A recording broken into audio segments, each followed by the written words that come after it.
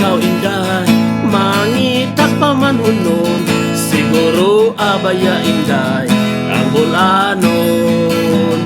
Kung matuman mo sulti ka, ang bulanon buutan gayon, magmahal ka ni mo hantod sa kahanturan.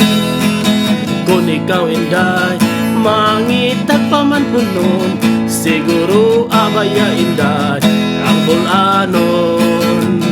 Kung matuman mo sulti ka, ang bulan buutan gayon, magmahal ka ni mo hangtod sa kahanturan.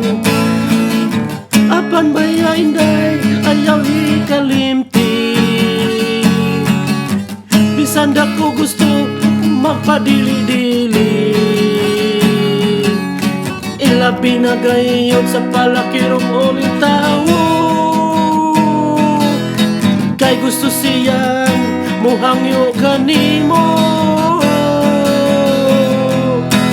Kung ikaw inday, mangitag pa man hunon, siguro abaya inday ang bulanon.